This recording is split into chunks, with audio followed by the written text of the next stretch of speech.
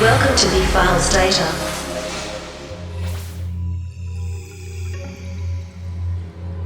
Martin Margiela was born April 9, 1957 in Ghent, Belgium. Along with producing the designer, Belgium is credited with inventing plastic, the saxophone, and the body mass index. He is the founder of the fashion house Maison Margiela. Maison in French means house.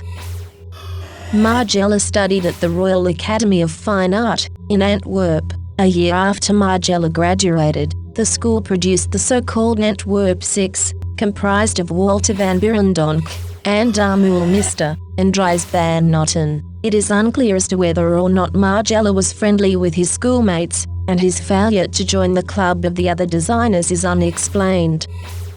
After graduating, Margiela worked as a freelance designer. Freelancing is the state of employment in which one produces a significant amount of work for one or more employers, however is afforded none of the benefits that a traditional employment schematic entails. Margiela was then hired by Jean Paul Gaultier. Gaultier was successful yet subversive for making garments that did not fully clothe women, made them look like aliens, or were generally just bizarre. A decade after graduating, Margiela released his first line in 1989. As a Dutch newspaper reported, quote, "The servant had become the master," end quote. The same year he was awarded the first ever ANDAM, a prestigious fashion award. Unlike other designers, that when presented with any form of success choose to flaunt their newfound status in the public eye, demonstrably in need of attention, Margiela remained reclusive and disinterested in personal press. Margiela's second presentation was held at a playground. The mothers who frequented the park with their children agreed to allow Margiela to use the space as long as their children could attend. The children also hand-drew hundreds of invitations for the event. Midway through the show, the children ran onto the stage and joined the models. The convention for fashion model age at this point was approximately 14 years old, only a few years older than these children themselves.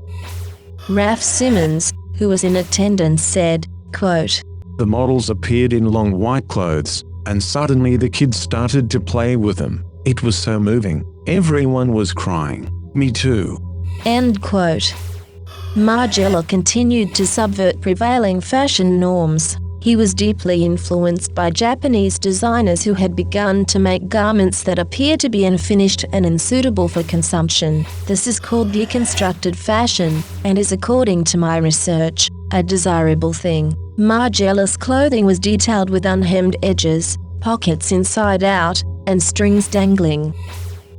This was at first rejected by the fashion world, however eventually, like almost every avant-garde trend, the mass cultural commodification of artistic quickly appropriated Margiela's deconstructed trend. In 1993, Margiela held two simultaneous fashion shows on opposite sides of the Montmartre cemetery. One show featured clothes in all black, the other in all white.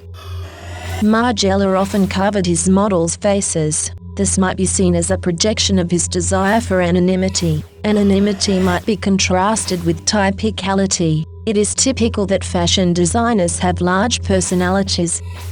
From 1997 to 2003, Margiela was the creative director of Hermès women's line. His work there was constructive.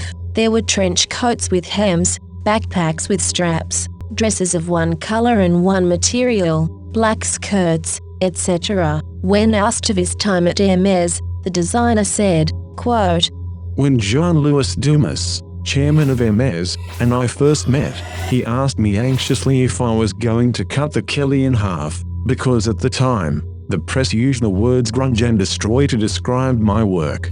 End quote. By the early aughts, Maison Margiela had shoes for men and women, incognito eyewear, a fine jewelry collection, producing for himself a brand identity of a fashion house, something he was rebelling against at the outset of his career. In the latter half of the aughts, however, it seemed as though Margiela himself was absent from the empire he had created. Quote, "Just about everything at the show tonight, the hokey starlight projections on the ceiling, the empty design techniques, the use of beautiful young models instead of older, interesting-looking chicks, said that Mr. Margella is no longer involved in his label." End quote. Later that year it was announced that he would leave Maison Margiela.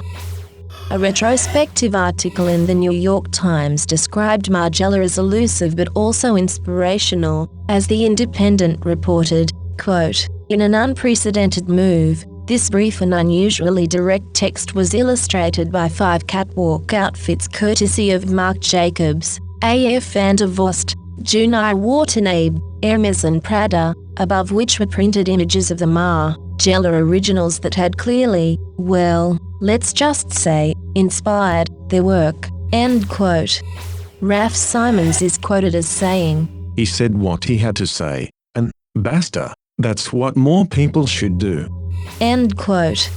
Known anti-Semite and racist John Galliano was tapped to take over the brand following Margiela's departure. This was an interesting choice following the elusive designer's tenure. The brand, however, was in desperate need of someone with taste, as they collaborated with H&M and produced some questionable footwear. Data transmission complete.